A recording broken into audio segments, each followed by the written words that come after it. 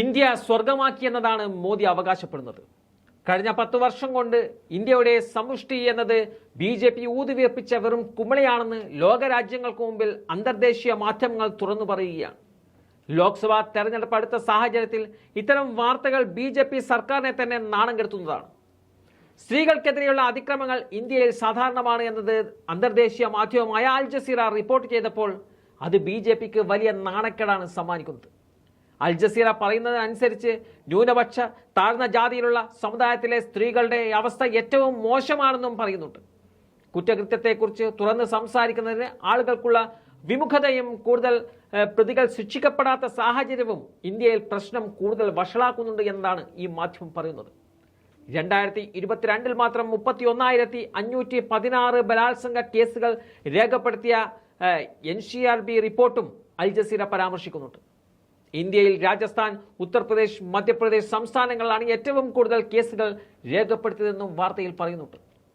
അടുത്തിടെ ലോക മനസാക്ഷിയെ ഞെട്ടിച്ച ഒരു സംഭവത്തിന്റെ പിന്നാലെയാണ് ഇന്ത്യയിലേക്ക് അന്തർദേശീയ മാധ്യമങ്ങൾ ശ്രദ്ധ കൊടുക്കാൻ തീരുമാനിച്ചിരിക്കുന്നത്.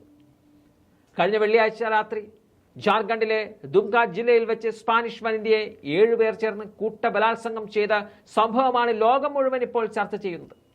തനിക്കുണ്ടായ ദുരനുഭവം യുവതി സമൂഹ മാധ്യമങ്ങളിലൂടെ പങ്കുവെച്ചതോടെയാണ് ഈ ക്രൂരത പുറം ലോകമറിയുന്നത്. ഹൻസ്ദിഹ പോലീസ് സ്റ്റേഷൻ പരിധിയിലെ കുർമഹട്ടിൽ തങ്ങൾ താൽക്കാലികമായി ഒരുക്കിയ ടെന്റിൽ രാത്രി തങ്ങുന്നതിനിടെയാണ് ദാരുണമായ സംഭവം നടന്നതെന്ന് വിദേശ വനിത പറയുന്നുണ്ട്. തന്റെ മുഖത്തെ മുറിവുകളടക്കം കാണിക്കുന്ന വീഡിയോ ദൃശ്യം ഇൻസ്റ്റാഗ്രാമിൽ യുവതി പങ്കുവച്ചിരുന്നു. യുവതി പറയുന്നത് ഇങ്ങനെയാണ്: 7 പേർ ചേർന്ന് കഴിഞ്ഞ ദിവസം ഞങ്ങളെ ആക്രമിച്ചു, ഞങ്ങളെ മർദ്ദിച്ച് അവശരാക്കി, തൻ്റെ കഴുത്തിൽ കത്തിവെച്ചു, തന്നെ മർദ്ദിച്ചു, ബലാത്സംഗം ചെയ്തു. ഞങ്ങളുടെ പക്കലുണ്ടായിരുന്നത് അത്രയും കൊള്ളയടിച്ചു. എന്നാലും അവരുടെ പ്രധാന ലക്ഷ്യം എന്നെ ബലാത്സംഗം ചെയ്യുക എന്നതായിരുന്നു. പോലീസ് സംരക്ഷണത്തിൽ ഞങ്ങളിപ്പോൾ ആശുപത്രിയിലാണ്. ഇതാണ് യുവതി പറഞ്ഞത്.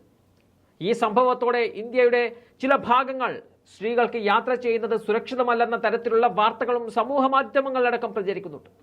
റോയിറ്റേഴ്സ് അടക്കം പല വിദേശ മാധ്യമങ്ങളും ഈ സംഭവത്തോടെ ഇന്ത്യയിലെ സ്ത്രീകളുടെ അവസ്ഥയെക്കുറിച്ച് റിപ്പോർട്ട് ചെയ്യുന്നുമുണ്ട്.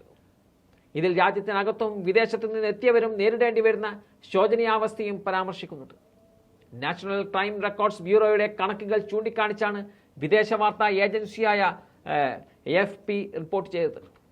അതിൽ 2022 ഇന്ത്യയിൽ പ്രതിദിനം ശരാശരി 90 ബലാത്സംഗങ്ങൾ റിപ്പോർട്ട് ചെയ്യപ്പെടുന്നു എന്ന വസ്തുതയും ഉൾക്കൊള്ളിച്ചിട്ടുണ്ട്.